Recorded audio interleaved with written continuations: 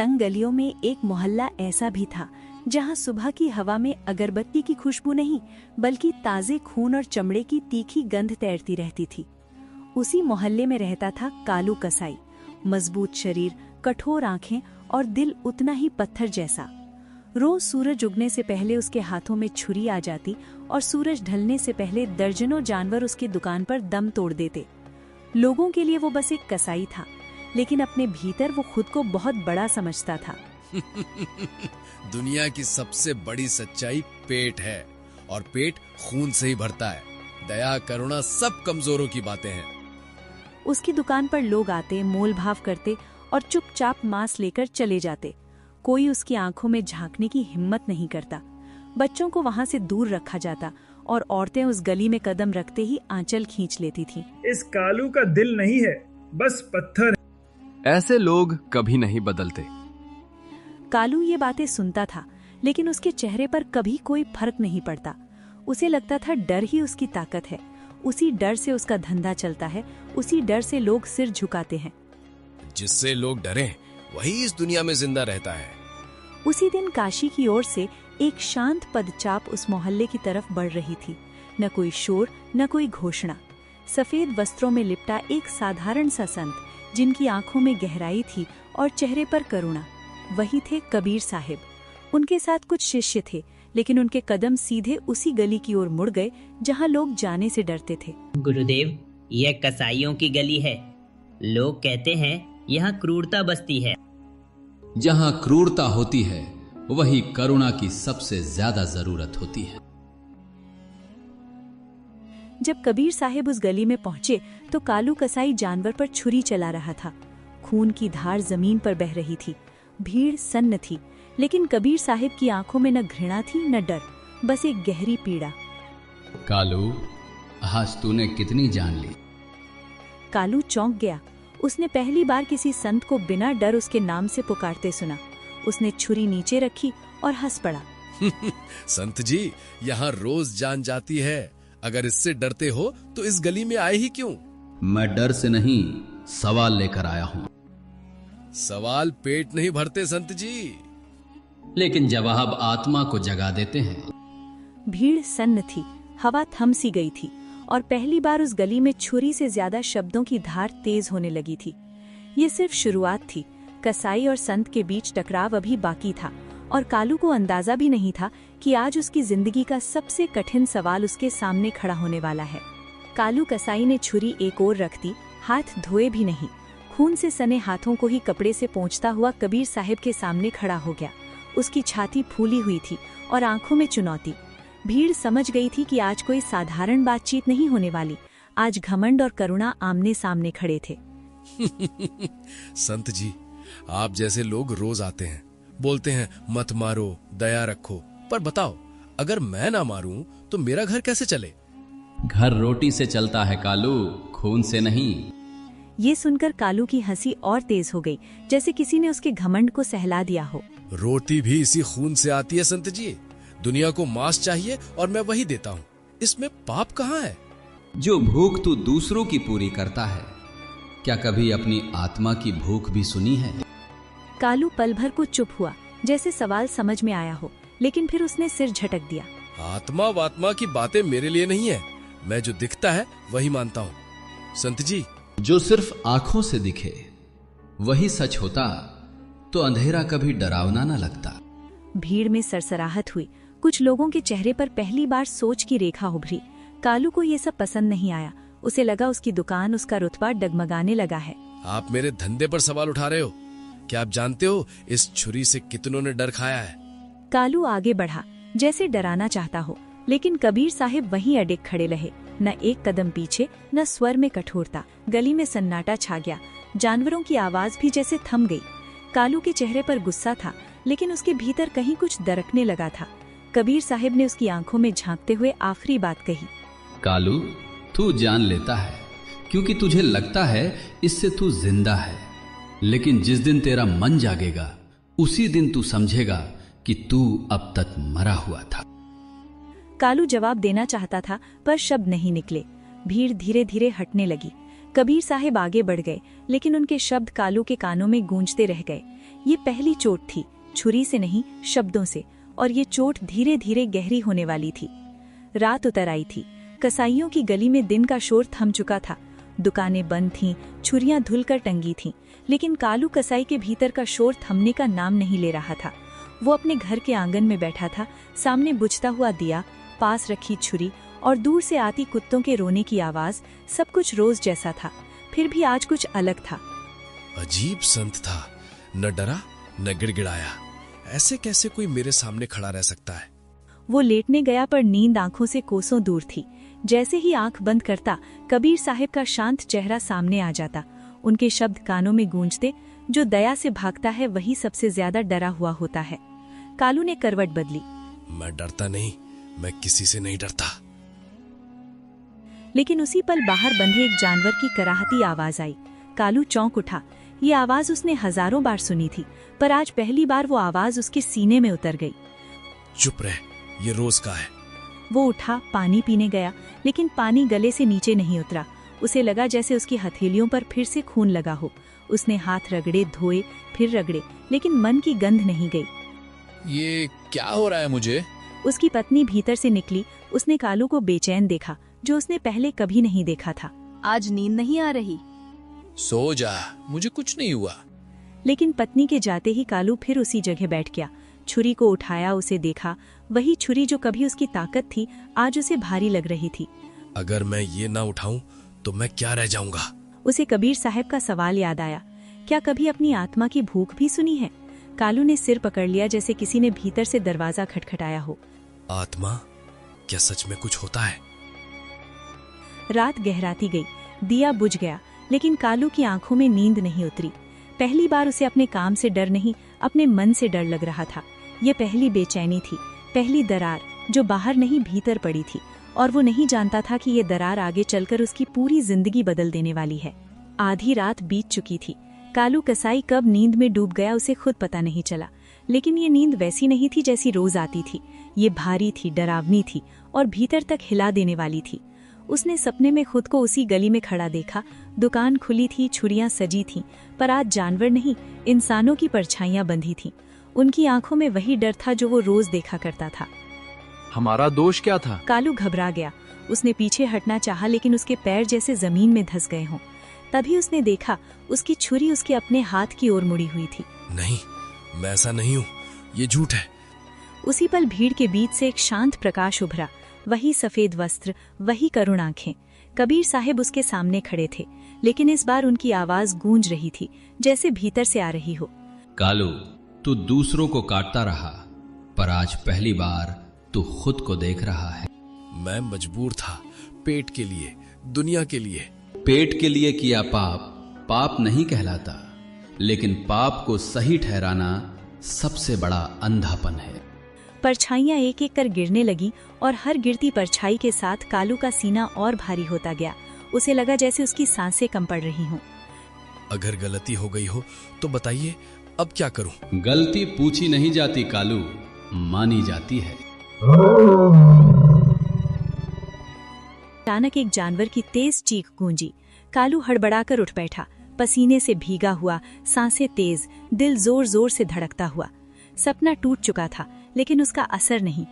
ये सपना नहीं था, ये चेतावनी थी। बाहर मुर्गे ने बांग दी। रात ढलने लगी थी। कालू ने पहली बार सूरज उगने से पहले आंखें खोली थीं। उसने छुरी की ओर देखा, फिर अपने हाथों की ओर, जो आज खाली थे। अगर ये आत्मा है तो ये पहली बार मुझसे बोल रही है। वो उठा, आंगन में खड़ा होकर पूर्व दिशा की ओर देखने लगा।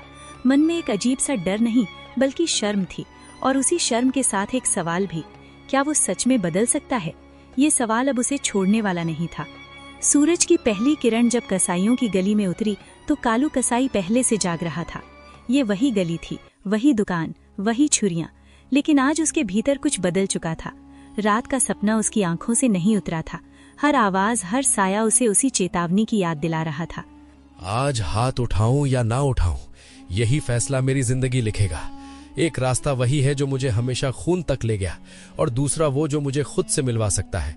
अगर आज भी मैं डर कर उठा तो मैं वही रह जाऊंगा, लेकिन अगर आज रुक गया तो शायद पहली बार इंसान बन पाऊंगा। आज दुकान नहीं खोलोगे क्या?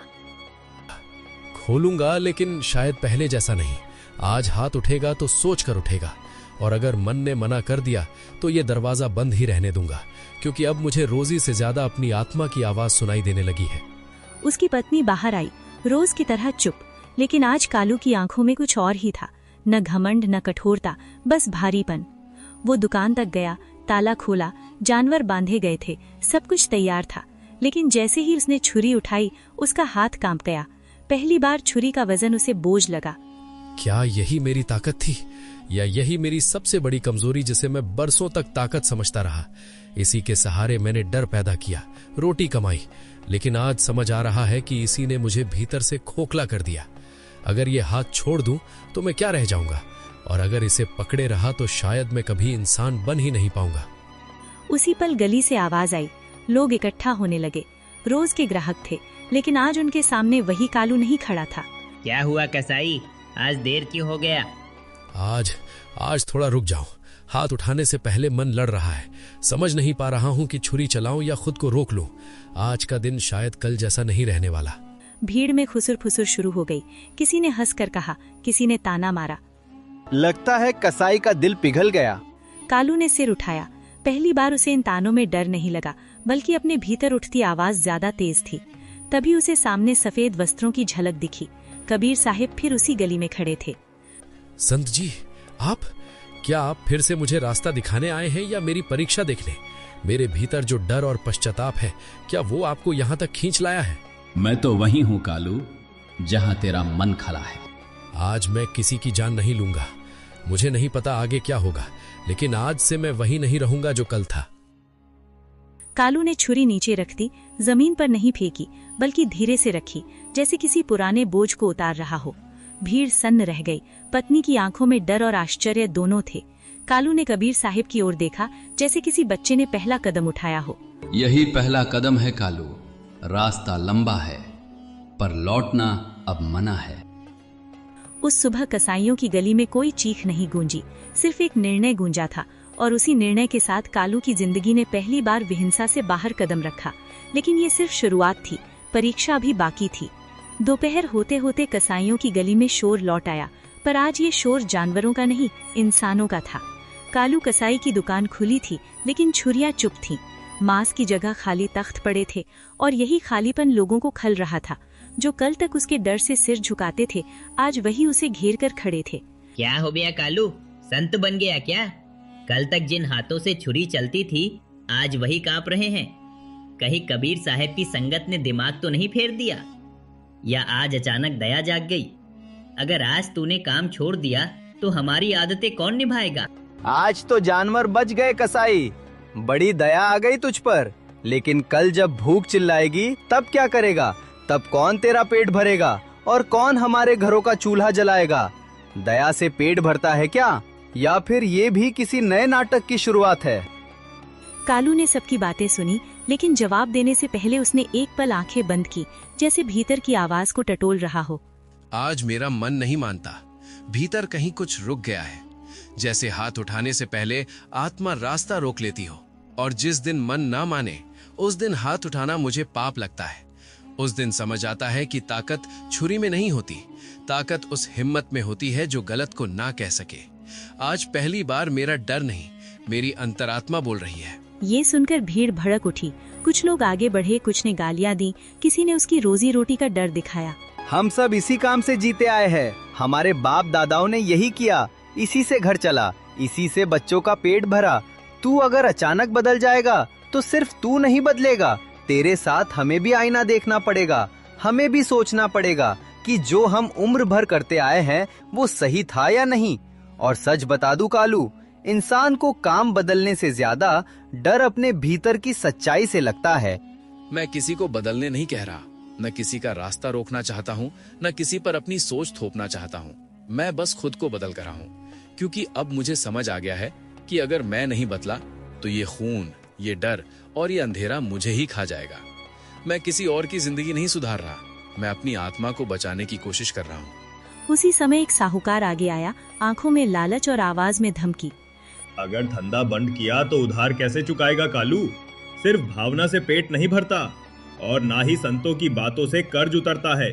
सोच ले अच्छी तरह। आज छुरी रोकी तो कल तेरे घर का चूल्हा भी ठंडा पड़ेगा, और तब ना ये गांव तेरा होगा, ना ये लोग, ना कोई सहारा। कालू का चेहरा पल भर को उतरा, डर की पुरानी परछाई लौट आई। तभी उसकी नजर कबीर साहिब पर पड़ी, जो चुपचाप किनारे खड़े थे।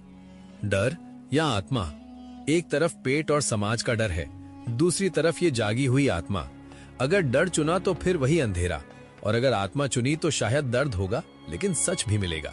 जो सच के साथ खड़ा होता है वो कभी अकेला नहीं रहता, चाहे सामने पूरी दुनिया क्यों ना हो, क्योंकि सच के साथ खड़े इंसान के पीछे दिखाई भले कोई ना हो, पर उसकी आत्मा, उसका विवेक और ईश्वर की कृपा उसके साथ चलती है। और जो इस सहारे को समझ ले, उसे फिर न डर सताता है, न भीड़ का शोर डगमगाता है। इन शब्दों ने कालू की रीढ़ सीधी कर दी। उसने साहूकार की ओर देखा। कर्ज चुकाऊंगा, चाहे एक एक पैसा जोड़कर, चाहे पसीने से रातें भिगोकर, चाहे रास्ता कितना ही कठिन क्यों ना हो, लेकिन खून से नहीं। अब किसी की जान लेकर अपनी रोटी नहीं कमाऊंगा। अगर गरीब रहना पड़े तो रह लूंगा, पर इस जन्म में फिर किसी की चीख मेरे हाथों से नहीं निकलेगी। भीड़ में कुछ चेहरे कठोर रहे, कुछ सोच में पड़ गए। पत्नी दूर खड़ी सब देख रही थी। उसकी आंखों में डर कम और उम्मीद ज्यादा थी। अगर ये आज टूट गया तो सिर्फ इसका हौसला नहीं टूटेगा, हमारा पूरा घर, बच्चों का भविष्य और मेरी आखिरी उम्मीद भी बिखर जाएगी। लेकिन अगर यह इस तूफान में भी टिका रहा, अगर यह डर, भूख और समाज के तानों के सामने झुक नहीं पाया, तो शायद सब बदल जाएगा। शायद यह घर फिर से घर कहलाएगा, और शायद हमारी जिंदगी में भी उजाला लौट आएगा। शाम तक कई लोग लौट गए। किसी ने आखिरी ताना मारा, लेकिन कालू वहीं खड़ा रहा, थका हुआ, भूखा पर अडिग। आज पहली बार उसे समझ आया कि बदलाव का रास्ता खून से आसान नहीं, पर आत्मा के लिए जरूरी है। सूरज ढलते समय कबीर साहिब ने उसकी ओर देखा, हल्की मुस्कान के साथ, जैसे कह रहे हों राह सही है, बस कदम डगमगाने न देना। और कालू ने महसूस किया कि समाज का विरोध अभी और आएगा, लेकिन अब वो अकेला नहीं है। रात फिर उतरी, लेकिन ये रात पहले जैसी नहीं थी। कालू कसाई के घर में चूल्हा ठंडा था, पेट खाली था, पर मन में अजीब सी शांति थी। वही हाथ जो कभी छुरी थामते थे, आज कांपते हुए जोड़ लिए गए थे। बाहर आंगन में कबीर साहिब शांत खड़े थे, जैसे किसी टूटे हुए मन के लौटने की प्रतीक्षा कर रहे हों। संत जी, आज पेट भूखा है और शायद कल भी यही हालत रहे। घर में चूल्हा ठंडा है, हाथ खाली है, और जिंदगी पहली बार मुझे डराने की कोशिश कर रही है। लेकिन अजीब बात है कि इतने डर के बीच भी दिल हल्का लग रहा है, जैसे बरसों का बोझ उतर गया हो। पहले जब पेट भरा रहता था तब भी भीतर कुछ सड़ता रहता था। आज भूखा हूं फिर भी मन शांत है। बस यही समझ नहीं आ रहा कि ये शांति सही रास्ते की निशानी है या किसी नए संघर्ष की शुरुआत। क्या सच में यही वो रास्ता है जिस पर चलकर इंसान खुद को इंसान कह सके? कालू, याद रखना, जिस दिन इंसान पेट की भूख से बड़ा मन की शांति को समझ ले, जिस दिन रोटी से पहले विवेक की तृप्ति जरूरी लगे, और जिस दिन खून से कमाई गई थाली भारी लगने लगे, उसी दिन समझ लेना कि तूने सही रास्ता चुन लिया है। क्योंकि पेट तो हर हाल में भर जाता है, लेकिन मन सिर्फ सच, करुणा और पश्चाताप से ही भरता है। कालू की आंखों से आंसू बह निकले। वो घुटनों के बल बैठ गया। वही आदमी जिससे पूरी गली डरती थी, आज खुद से डरकर टूट रहा था। मैंने बहुत जाने ली संत जी। मेरे हाथों ने न जाने कितनी चीखें सुनी, कितनी आंखें बुझाईं, कितनी सांसें मेरी वजह से टूटी। उस वक्त मुझे लगता था यही मेरी रोजी है, यही मेरी मजबूरी है। लेकिन आज समझ आ रहा है कि मैंने सिर्फ जाने नहीं ली, मैंने अपने भीतर के इंसान को भी रोज रोज मार डाला। बताइए संत जी, इतना खून बहाने के बाद, इतना अंधेरा फैलाने के बाद, क्या मेरे जैसे आदमी के लिए भी माफी बची है, या मेरी आत्मा अब हमेशा इसी बोझ के नीचे दबी रहेगी? माफी ऊपर से नहीं मिलती कालू, न किसी संत के कहने से और न ही सिर झुकाने से। माफी तब मिलती है जब इंसान अपने भीतर झांक कर अपनी गलती को स्वीकार करता है, जब वो बीते हुए कर्मों का बोझ दूसरों पर नहीं डालता, बल्कि उसे समझकर छोड़ देता है, और जब वो आज के फैसलों से अपने कल को बदलने की हिम्मत करता है। क्योंकि जो सच में बदल जाता है, उसके लिए माफी कोई दान नहीं होती, वो उसके नए जीवन की स्वाभाविक शुरुआत बन जाती है। कालू ने सिर झुका लिया, जैसे उसके कंधों पर वर्षों से रखा हुआ पत्थर अचानक टूटकर बिखर गया हो। वही कंधे जो कभी घमंड से तने रहते थे, आज थकान से नहीं बल्कि पश्चाताप से झुक गए थे। उसकी आंखों के सामने उसका पूरा जीवन किसी धुंधली परछाई की तरह घूम गया। खून से सने हाथ, डर से भरी निगाहें और उन चीखों की याद जो उसने कभी सुनी और कभी अनसुनी कर दी। सिर झुकाते ही जैसे वो पहली बार खुद के सामने नंगा खड़ा था, न कसाई न ताकतवर, बस एक कमजोर इंसान जिसे अब अपने किए का बोझ उठाने से नहीं बल्कि उसे छोड़ देने से राहत मिल रही थी। ये झुकना हार नहीं था, ये उसकी आत्मा का पहला सच्चा समर्पण। तो क्या मैं फिर से इंसान बन सकता हूँ संत जी? क्या मेरे हाथों से बहा खून कभी सूख पाएगा? क्या मेरी आंखों में जो डर मैंने दूसरों को दिया है वो कभी मिट पाएगा? क्या मेरी आत्मा मुझे माफ कर पाएगी, या ये बोझ मैं सारी उम्र ढोता रहूंगा? क्या सच में ऐसा दिन आ सकता है जब लोग मुझे कसाई नहीं एक इंसान कहकर बुलाएंगे? तू इंसान था, है और रहेगा। बस आज तूने अपनी आत्मा को पहचान लिया। था। सुबह हुई, कसाईयों की गली में एक नई आवाज गूंजी, न छुरी की खनक, न जानवरों की चीख, बल्कि मेहनत की। कालू ने दुकान बंद कर दी थी, हाथ में हल था, माथे पर पसीना और आंखों में संकल्प। लोग रुके, कदम थम गए, निगाहें टिक गईं। किसी ने अविश्वास में सिर हिलाया, किसी के होठों पर हल्की हंसी तैर गई, और कुछ ऐसे भी थे जो बिना कुछ कहे चुपचाप ये दृश्य देखते रहे, जैसे उन्हें अपनी ही आंखों पर भरोसा नहीं। अगर इस कहानी ने आपके दिल को छुआ हो, अगर आपको भी लगा हो कि इंसान चाहे कितना भी गिर जाए बदल सकता है, तो इसे बस सुना ही नहीं, इसे आगे बढ़ाइए, अपने अपनों तक पहुंचाइए। वीडियो को लाइक कीजिए, चैनल को सब्सक्राइब कीजिए, ताकि ऐसी ही सच्ची और आत्मा को जगाने वाली कथाएं आप तक पहुंचती रहें।